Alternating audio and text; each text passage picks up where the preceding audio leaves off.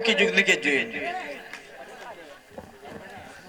हमारे जरा थोड़ी बार पहले राधाबाई माते आवी ने कही की था कि भीली भाषा बोलो तो खबर पड़े एवं थोड़ा कमार मलक है जी महिला है अपने भीली भाषा मयूर जी कहीं उन वो भणी लेनी है त्याने पासो हिंदी नहीं आवड़े तो भीली भाषा में बात करो तो जी अनपढ़ मन के हन खबर पड़ी जाए कि भाई हो बात कही गया है एवं हिंदी में ठुक मार दो तो करा हो भाषण करेंगे हमारे तो कोई गम नहीं पड़ जो एम भी बात करे मनक तो थोड़ा सा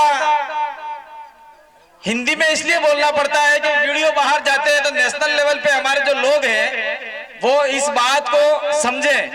दूसरा ये है कि जो प्रशासन के लोग यहाँ पे आए हैं वो रिपोर्ट करें आगे कि इन आदिवासियों की डिमांड क्या है, ये लोग किस प्रकार को लेके इकट्ठे हुए हैं, इसलिए हिंदी में बोलना पड़ता है और वैसे वैसे अपने फिल्म भी बोलना पड़े। अब मैं आप सभी ने हमको यहाँ बुलाया बदनावर टीम ने, मैं आपको बताना चाह रहा हूँ हमारे बांसवाड़ा के अंदर 2 साल पहले से हमसे एक चिंतन शिविर मांगा था आदिवासी परिवार का और आज की तारीख में छोटी सरवन में 10 से 15 हजार लोगों का चिंतन शिविर हो रहा है। उसको छोड़ के हम लोग यहाँ पे आए हैं और मुझे यहाँ आने के बाद में ये लगा, देखिए आप गलत मत मानिएगा, मुझे ऐसा लगा कि आपके इलाके में पहले 440 का करंट दौड़ता था वो करंट आज की तारीख में 50 का हो गया है और आने वाले समय में आपके शरीर में ये आदिवासियत का करंट नहीं दौड़ेगा तो दूसरे लोग आपके शरीर के ऊपर कपड़ा सुखाएंगे। समझे इस चीज को? नहीं समझे? मतलब जो ताकत थी आपकी, जो जयश था, जितने भी आदिवासी संगठन थे वो सारे एक ताकत के साथ में काम कर रहे थे और आज की तारीख में एक एक एमनो जाए कौन जाने के जय है कोई पता नहीं पड़ रहा है। कोई आदिवासी अधिकार निकल रहा है, कोई क्या कर रहा है, कोई क्या कर रहा है, तो क्या इन आदिवासियों को आंडू पांडू गांडू समझ रखा है क्या? देखो मंच पे ऐसे शब्द नहीं बोला जा सकते लेकिन जब मजबूर होकर बोलना पड़ता है ऐसा, हमें भी दुख होता है।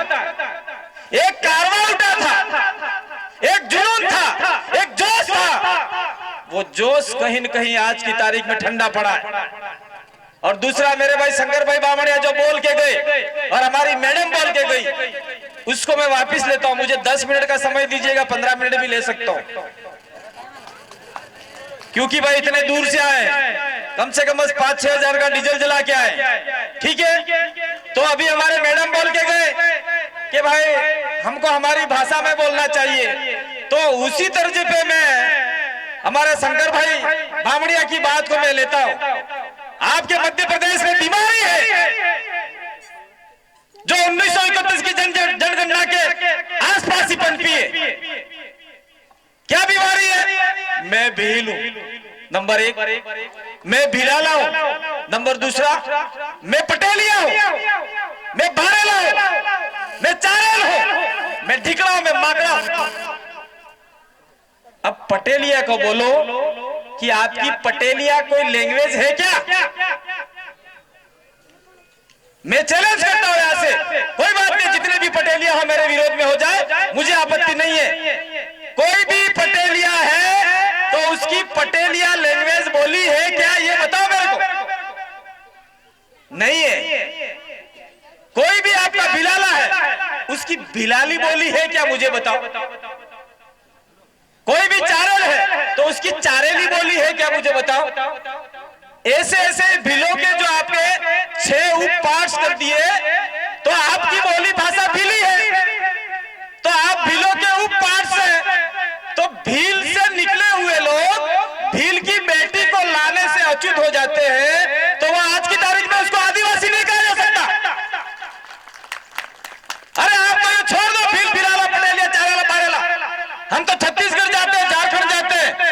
मैं आपको उदाहरण दूं, हमारे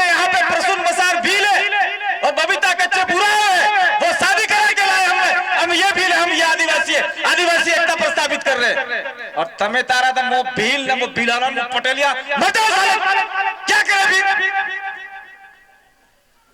साला एक तो सारे समाज को जगाने के लिए दौड़ रहे हैं और तुम आमने सामने गुटुरगु लड़ा रहे हो, तो फिर ये दूसरे लोग आपको जेल में डालेंगे, क्या करेंगे? ये भाई फोन थोड़ा बंद कर दो उधर। मैं एक बात और कहना चाह रहा हूं, या प्रशासन हो, भेजो रिपोर्ट आपके सीएम को। हमें कोई सीएम पीएम से या पीएम पीएम से हमें कोई एतराज भी नहीं है, उनसे डर भी नहीं है। हम भारत, आजाद भारत में हम संविधान के तहत जीने वाले लोग हैं और संविधान की बात करने वाले लोग हैं। मैं तो कहना चाह रहा हूं, जो आपका रतलाम निवेश के अंदर जो आपका जो कौन आया था, वो सांसद कोई भी आया हो, मेरा पता नहीं वो आदिवासी था कि मुझे नहीं समझ में आता है, जो भी था वो आए और उसके बाद में जो उनके ही लोगों द्वारा पत्थर फेंका गया और जो लोग थे नहीं उन लोगों को जेल में फांदा गया और मात्र एक व्यक्ति को फंसाने के लिए डॉक्टर आनंद राय, मैं कहना चाह रहा हूं, डॉक्टर आनंद राय को फंसाने के लिए हमारे दूसरे आदिवासियों के ऊपर एट्रोसिटी एक्ट लगाया।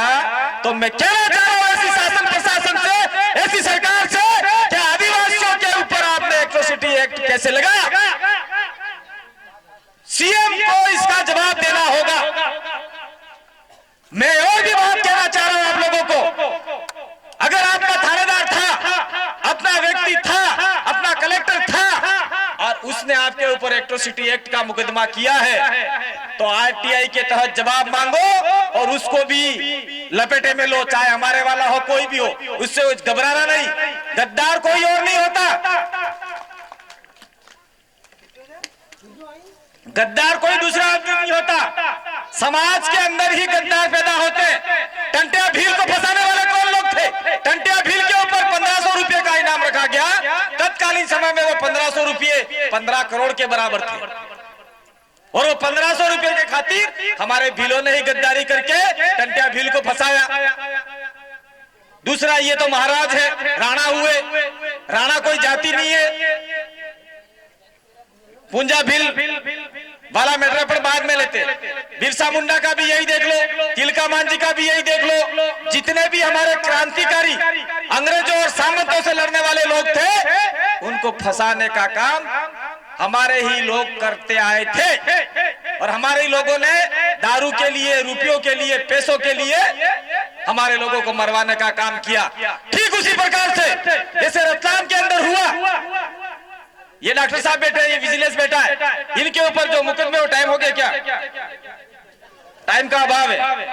तो जब जो लोग बैठे उनके ऊपर मुकदमे करने वाला कर्मचारी हमारा ही आदिवासी था, तो ऐसे कर्मचारी की जांच करो, समाज से बाहर करो, उसकी लड़का हो या लड़की हो, उसके घर में शादी करवाना बंद करो। ये कर सकते हैं क्या आप लोग?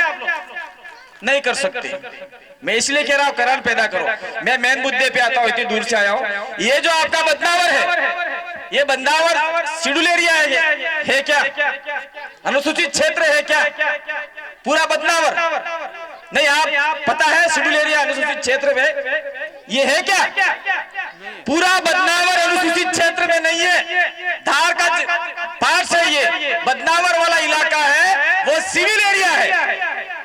और मैं कहना चाह रहा हूं, राजस्थान आपका ये मध्य प्रदेश का मुख्यमंत्री है शिवराज सिंह चौहान, अगर आप आदिवासी के हितैषी हैं, अगर आप, कुछ लोग आपको मामा कहते हैं, कुछ लोग आपको कंस मामा भी कहते हैं, बहुत सारी पदवी है, अगर आप आदिवासी के हितैषी हैं, तो बदनावर की जो जितनी भी आपका पंचायतें हैं, जिसमें 50% से ज्यादा आदिवासी की संख्या है, वो शेड्यूल एरिया घोषित कर सकते हैं। मैं बताना चाह रहा हूं आपको, राजस्थान के अंदर पहले वाली सरकार बीजेपी की थी, हमने आंदोलन खड़ा किया, भारत देश के अंदर पहला राज्य है जहां 5वीं अनुसूचित क्षेत्र का विस्तार हुआ और हमारे बहुत सारे इलाके 5वीं अनुसूची में डाले गए और वहां आज की तारीख में सरपंच आदिवासी बन रहा है। तो बदनावर के अंदर अगर आपको 30-35 पंचायतें हैं जहां 50% ज्यादा जनसंख्या आदिवासी की है, वो डिमांड आपको करनी चाहिए, पूरे जय संगठन को करनी चाहिए, आपका ये भील सेना संगठन को करना चाहिए,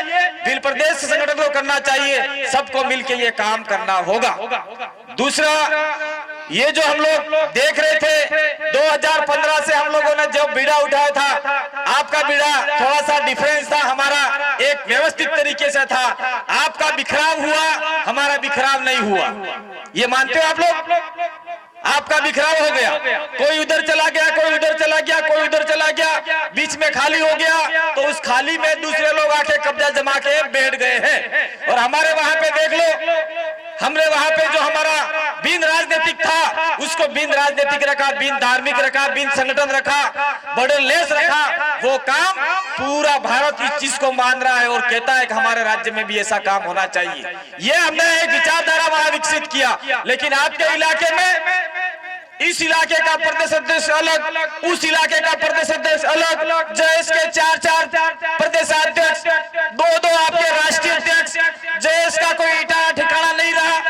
एकमात्र चीज रह गया है, पीला गमछा डालने से कोई आदिवासी नहीं होता, व्हाइट गमछा रखने से कोई आदिवासी नहीं होता।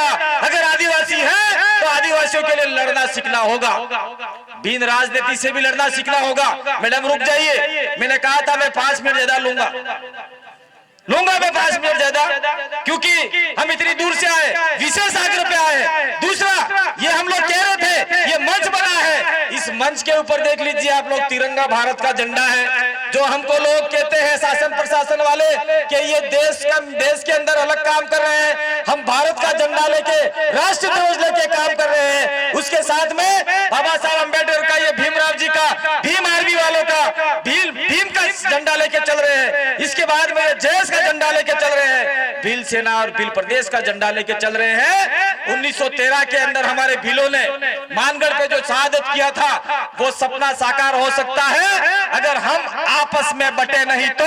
आने वाले समय में हम एक रहे, नेक रहे, तो निश्चित रूप से हमारे पुरखों ने जो सपना देखा था भील प्रदेश का, वो पूरा हो सकता है। वो जिम्मेदारी आपकी है, वो तमाम महिलाओं की जिम्मेदारी है। बड़े बड़े मंचों पे कहते हैं कि भील प्रदेश शब्द उपयोग मत करना। भील प्रदेश तो हमारे रग रग में बच चुका है। कहां कहां काटोगे, हर इंसान को काटोगे, चाहे वो दलित हो, चाहे ओबीसी हो, चाहे आदिवासी हो, वो सारे भील प्रदेश विचारधारा में आने के लिए तैयार हो चुके हैं। और दूसरा, मैं आप लोगों को कह के जाना चाह रहा हूं, हमें गैर आदिवासी से कोई लड़ाई नहीं है, ये एक गलत भ्रांति है।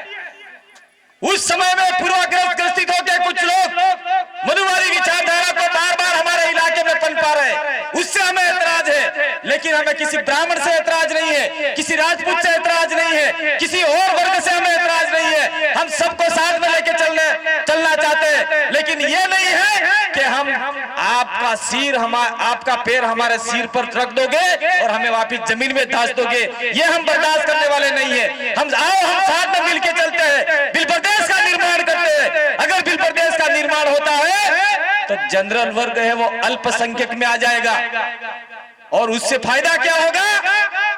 आज की तारीख में देश के अंदर जो भी अल्पसंख्यक कौम है, उनको संवैधानिक दर्जा मिल गया है। इस भील प्रदेश के अंदर भीलों की संख्या, आदिवासियों की संख्या ज्यादा होगी और दूसरे समाज की संख्या कम होगी, तो अल्पसंख्यक का दर्जा हो जाएगा, अल्पसंख्यक बोर्ड बनेगा, आपका आदमी बोर्ड का अध्यक्ष बनेगा। ये आप समझते क्यों नहीं हो? ये समझना होगा। अब ज्यादा बात नहीं करेंगे, मैडम बार बार पीछे पीछे उंगली कर रहे हैं, इसीलिए मैं अंत में एक बात करके अपनी बात को यही विराम दूंगा। छोटी सी बात है, हंसाना पड़ेगा कभी कभी। क्या सोचा था, लौटेंगे नहीं ऐसा? गलत। जब तक जोड़ेंगे नहीं तब तक छोड़ेंगे नहीं। धन्यवाद। जोहार। जय आदिवासी, जय भील। तक काम करते आए, कोई ये संगठन से, कोई वो से, कोई इसका हो, ये आंदोलन काला भील के लिए, कभी किसके लिए, कभी किसके लिए, कभी मूर्तियों के लिए। और 4 साल बाद में ये दूसरे लोग आके आपके ऊपर कब्जा करेंगे। मैं उस बामणिया भाई की बात को आगे बढ़ा रहा हूं। मैंने राजस्थान में भी बोला है, 2023 का चुनाव आ रहा है, अगर 17 एमएलए हमारे विधानसभा में भेजे तो हमारा उप मुख्यमंत्री हो सकता है। मैं आप मध्य प्रदेश वालों को कह के जाना चाहता हूं,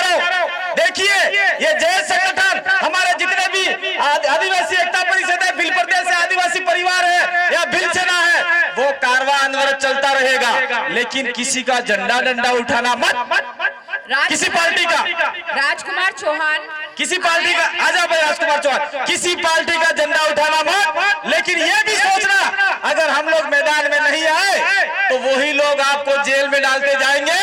इसलिए 46 एमएलए पे ऊपर कब्जा करो और आदिवासी मुख्यमंत्री बनाओ। मैं तो ये कह के जाना चाह रहा हूँ। बहुत बहुत धन्यवाद। बहुत बहुत धन्यवाद दादा के लिए। एक बार जोरदार ताली बजा दो साथियों, बहुत अच्छा।